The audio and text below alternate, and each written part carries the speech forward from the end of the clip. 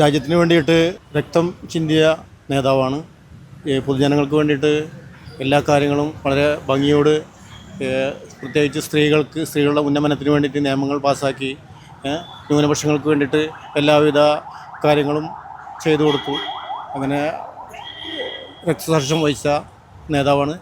ഇന്നും ജനഹൃദയങ്ങളിൽ ജീവിക്കുന്ന, ഞങ്ങളുടെ രാജ്യത്തിന് വേണ്ടി ജീവനർപ്പിച്ച നേതാവാണ് അദ്ദേഹം.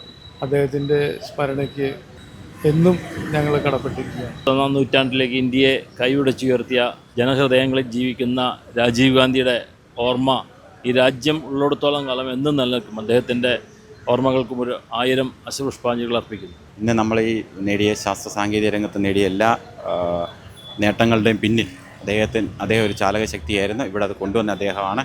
അദ്ദേഹത്തിൻ്റെ ഓർമ്മയ്ക്ക് മുന്നിൽ ഞാൻ പ്രണമിക്കുന്നു. മധ്യാഹ്നത്തിൽ അസ്തമിച്ച സൂര്യൻ എന്ന് ഈ മണ്ണ് മറക്കാതെ ഓർമ്മിക്കുന്ന വ്യക്തിത്വം ഈ നാടിൻ്റെ വികസനത്തിൽ പങ്കുവഹിക്കുക മാത്രമല്ല, ഈ നാടിൻ്റെ ജനാധിപത്യത്തിനും സമാധാനത്തിനും സൗന്ദര്യത്തിനും ഒക്കെ നിലകൊണ്ട ഏറ്റവും വലിയൊരു മഹാനായ നേതാവിനെയാണ് നമുക്ക് നഷ്ടപ്പെട്ടത്. ആ സംഭവങ്ങളെ ഓർമ്മിക്കുകയും പുതിയ യാത്രയിൽ എന്നും ആ നല്ല മൂല്യങ്ങൾ ഉയർത്തിപ്പിടിക്കാൻ എല്ലാവർക്കും അത് പ്രചോദനം നൽകുകയും ചെയ്യും. ഇന്ത്യ കണ്ട ഏറ്റവും മികച്ച ഒരു പ്രധാനമന്ത്രിയായിരുന്നു. യുവാക്കളെ വലിയ രീതിയിൽ ആകർഷിച്ച ഒരു പ്രധാനമന്ത്രി കൂടി ആയിരുന്നു.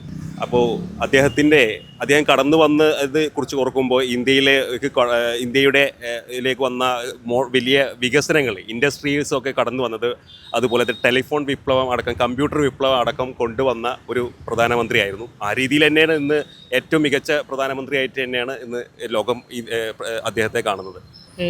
മുപ്പര് പറഞ്ഞ പോലെ തന്നെ രാജ്യത്തിൻ്റെ രാജ്യത്തിൻ്റെ വളർച്ചയിൽ പ്രധാനപ്പെട്ട പങ്ക് വഹിച്ച ഒരു വ്യക്തിത്വമായിരുന്നു. അതേപോലെ തന്നെ പല വിപ്ലവം, അങ്ങനെ ഒരുപാട് കാര്യങ്ങൾക്ക് മൂപ്പര് നമ്മളെ ഇന്ത്യയെ മുന്നോട്ട് നയിച്ച ഒരു പ്രധാനമന്ത്രിയായിരുന്നു.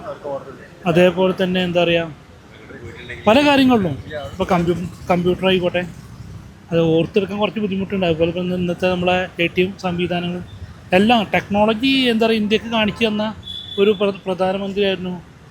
രാജീവ് ഗാന്ധിയോട് ഓർമ്മിച്ച വേദനയോടെയാണ് ഓർമ്മിക്കുന്നത്. അദ്ദേഹം ഈ പാർട്ടിയിൽ ജീവിച്ചിരുന്നെങ്കിൽ ഈ രാജ്യം ഈ നിലയിലാവില്ലായിരുന്നു. മതേതരത്വത്തിനും ജനാധിപത്യത്തിനും വേണ്ടിയിട്ട് അദ്ദേഹത്തിൻ്റെ പോരാട്ടങ്ങൾ മുൻ തലമുറ കാലങ്ങളോളം സ്മരിക്കും. അദ്ദേഹത്തിൻ്റെ രക്തസാക്ഷിത്വ ദിനം രാജ്യത്തിൻ്റെ യുവാക്കൾക്കും ജനാധിപത്യ വിശ്വാസികൾക്കും ഒരു പ്രചോദനമാണ്.